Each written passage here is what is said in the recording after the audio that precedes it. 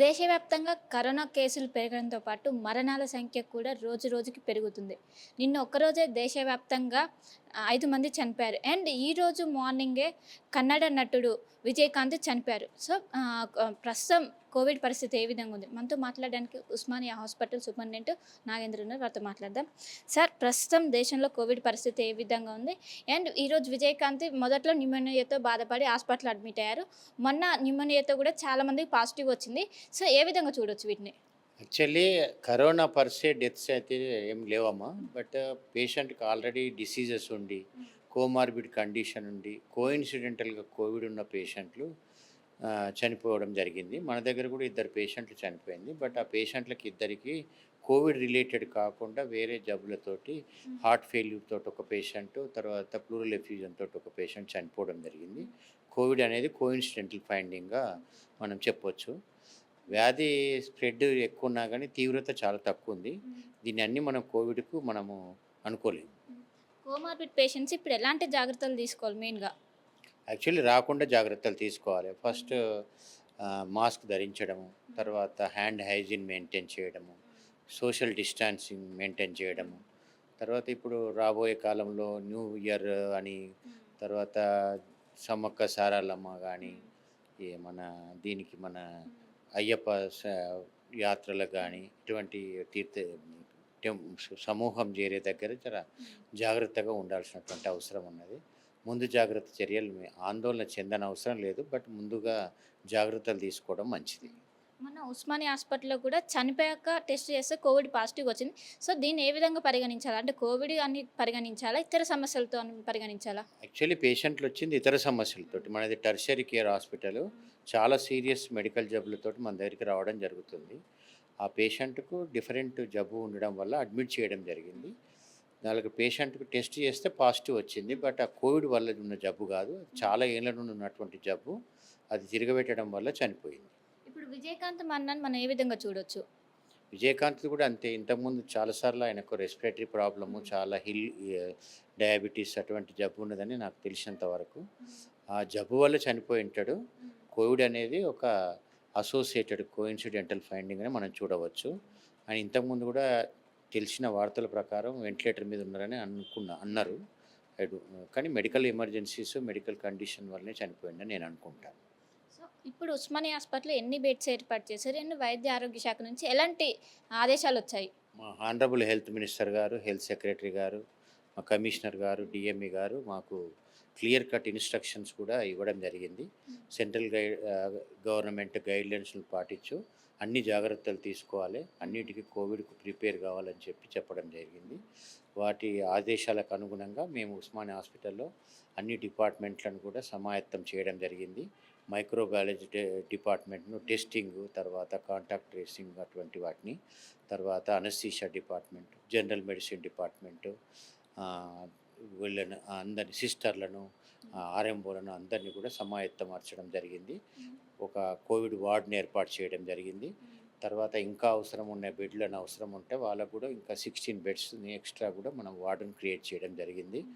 వాటికి కావాల్సినటువంటి equipments, monitors కానీ, వెంటిలేటర్స్ కానీ, తర్వాత పల్స్ ఆక్సిమీటర్స్ కానీ, oxygen supply, N95 masks and PPE కిట్లు ఇటువంటివన్నీ కూడా మేము అందుబాటులోకి తీసుకురావడం జరిగింది. ఎట్ ప్రజెంట్ 4 పేషెంట్లు అడ్మిట్ అయి ఉన్నారు. ఆ 4 పేషెంట్లు డిఫరెంట్ వ్యాధులతోటి, ఇద్దరు పేషెంట్లు బర్న్స్ తోటి, ఒక పేషెంట్ డయాబెటీస్ తోటి అడ్మిట్ అయి ఉన్నారు. వాళ్ళకు కూడా కోవిడ్ పాజిటివ్ వస్తే ఐసోలేషన్ వార్డులో పెట్టడం జరిగింది. వాళ్ళందరూ స్టేబుల్గా ఉన్నారు. ఒకవైపు డాక్టర్లు ఆందోళన అవసరం లేదని చెప్తున్నారు. కానీ ఇంకోవైపు చూసుకున్నట్లయితే మరణాల రేట్లు రోజు రోజుకి పెరుగుతుంది. సో, దీన్ని ఏ విధంగా చూడాలంటారు? యాక్చువల్లీ నేను ఈ మరణాలన్నీ కోవిడ్ మరణాలు కావు. అంటే జనరల్‌గా కూడా మెడికల్ ఎమర్జెన్సీసు, సర్జికల్ ఎమర్జెన్సీస్ అటువంటి జబ్బులతోటి చనిపోయే పేషెంట్లు ఉంటారు. వాటికి కోయిన్సిడెంటల్‌గా కోవిడ్ వచ్చింది. మరణాలన్నీ కోవిడ్ మరణాలు కావు. మీరు ఇక్కడ పాజిటివ్ వచ్చిన వాటినన్ని జీనోమ్ సీక్వెన్స్‌కి పంపుతున్నారా శాంపిల్స్? యాక్చువల్లీ మేము మన దగ్గర ఉస్మానియా మెడికల్ కాలేజ్‌లో ఈ సెంటర్ ఉంది. ఈ పాజిటివ్ వచ్చినవన్నీ సీడీఎఫ్టీ ల్యాబ్ పంపించి జీనోమ్ సీక్వెన్సింగ్ చేయడం జరుగుతుంది. ఇప్పటివరకు ఏమైనా కొత్త వైరస్‌ని గుర్తించారా? అంటే అది సీడీఎఫ్టీ నుండి రావాలి రిపోర్ట్లు. Waiting for that. మన ఉస్మానియా మెడికల్ కాలేజ్‌లో సెంటర్ ఉంది కాబట్టి వాళ్ళు చెప్పగలుగుతారు. సో, సో ఇప్పుడు కోవిడ్ ఎక్కువగా ఇతర సమస్యలతో బాధపడే వారి పైన ఎక్కువగా ప్రభావం చూపుతుందా? ఈ వేవ్ ఎవరైనా కానీ ఏ పేషెంట్లకైనా ఈ యొక్క ఇమ్యునోసప్రెసివ్ డిసీజ్ కానీ జనరల్ డిసీజెస్ లైక్ డయాబెటీస్ కానీ రీనల్ ఫెయిల్యూర్ కానీ హైపర్ టెన్షన్ కానీ అట్లా ఉన్న కోమార్బిడ్ కండిషన్ ఉన్న పేషెంట్లకు ఏ జబ్బు అయినా కానీ సీరియస్గా ఉండే ఛాన్స్ ఉంటుంది. కోవిడ్ కూడా ఇటువంటి వాళ్ళకు చాలా సీరియస్గా ఎఫెక్ట్ చేసే ఛాన్స్ ఉంటుంది. కాబట్టి ఇటువంటి జబ్బు ఉన్న వాళ్ళు చాలా ప్రికాషన్ తీసుకోవాల్సినటువంటి అవసరం ఉన్నది. మాస్క్ పెట్టుకోవాలి, జనసమూహంలోకి రాకూడదు, హ్యాండ్ హైజీన్ మెయింటైన్ చేయాల్సినటువంటి అవసరం ఉన్నది. ఏదైనా చిన్న సమస్యలు ఉంటే ఎంబడే డాక్టర్లను కన్సల్ట్ చేయాల్సినటువంటి అవసరం. గతంలో వచ్చిన 3 వేవ్స్ చాలా విస్తృతంగా ప్రజల్లోకి వెళ్ళాయి, మరణాలు కూడా ఎక్కువ ఉన్నాయి. కానీ ఇప్పుడు రాను రాను అది బలహీనపడుతుందా? వైరస్ యొక్క తీవ్రత ఇప్పుడు అందుకే లేదంటున్నారా? అంటే ఈ అంటే చాలా ఇన్ఫర్మేషన్ లిటరేచర్ ప్రకారం ఇప్పుడు ఉన్నటువంటి వైరస్ స్ప్రెడ్ ఎక్కువ ఉన్నా కానీ తీవ్రత చాలా తక్కువ ఉంటుందని అంటున్నారు. వైరస్ ఎప్పటికప్పుడు స్ట్రెయిన్ మారుతూ మనకు కోవిడ్ను సృష్టించడం జరుగుతుంది. కోవిడ్ 1, 2, 3 లైక్ మనకి ఇప్పుడు ఉన్నటువంటి JN1 అనే వైరస్ తీవ్రత చాలా తక్కువ ఉందని, స్ప్రెడ్ ఎక్కువ ఉందని అంటున్నారు. మనం కూడా ఇక్కడ తెలంగాణలో ఎలా ఉంటుంది అనేది మనం టైం బట్టి మనం చెప్పగలుగుతాం. ఓకే, మనకు ముందు ముందు న్యూ ఇయర్ కావచ్చు, ఇంకా సంక్రాంతి ఇవన్నీ ఉన్నాయి. ఇప్పుడు ఎలాంటి జాగ్రత్తలు తీసుకోవాలి? చిన్నపిల్లలు కావచ్చు, పెద్దవాళ్ళు కావచ్చు. ఎవరైనా కానీ కోవిడ్కు మనం ఆల్రెడీ మనకు అన్ని గైడ్లైన్స్ ఎలా ఉన్నాయో సెంట్రల్ గవర్నమెంట్ గైడ్లైన్స్ కానీ స్టేట్ గవర్నమెంట్ గైడ్లైన్స్ కానీ ఎప్పటికప్పుడు పేపర్ ద్వారా జనరల్గా పబ్లిక్ అవేర్నెస్ చేయడం జరుగుతుంది. వాటిని పాటించి వాళ్ళ ఆరోగ్యాన్ని సంరక్షించుకోవాలి. ఈ కోవిడ్ వైరస్ స్ప్రెడ్ కాకుండా కాపాడాలి. ఇప్పుడు పెరుగుతున్న కేసుల పట్ల ఆందోళన అవసరం లేదంటారా? అస్సలు అవసరం లేదు. ఎందుకంటే మనం ఇప్పుడు ఉన్న కేసెస్ కూడా కోవిడ్ అనేది Covid ఇన్సిడెన్షియల్ finding, but general diseases తోటి సఫర్ అవుతున్నారు. వాళ్ళందరూ స్టేబుల్గా ఉన్నారు. వాళ్ళకి ఆక్సిజన్ రిక్వైర్మెంట్ కూడా ఏం లేదు. 96% ఆక్సిజన్ మెయింటైన్ అవుతుంది. ఈవెన్ ఆక్సిజన్ కూడా మేము సప్లిమెంటేషన్ చేయట్లేదు. ఇన్ కేస్ పెరుగుతే RT-PCR కిట్లు కావచ్చు, ఆక్సిజన్ ఇవన్నీ అవైలబుల్గా ఉన్నాయా? సిద్ధంగా ఉన్నారు అన్ని డాక్టర్స్ ఊర్లో? మా దగ్గర మాస్క్స్, N95 మాస్క్లు, PPE కిట్లు, బాడీ డిస్పోజబుల్ కిట్స్, తర్వాత ఆక్సిజన్ కూడా 20 kl కెపాసిటీ మన ట్యాంక్ మన దగ్గర అవైలబుల్ ఉంది.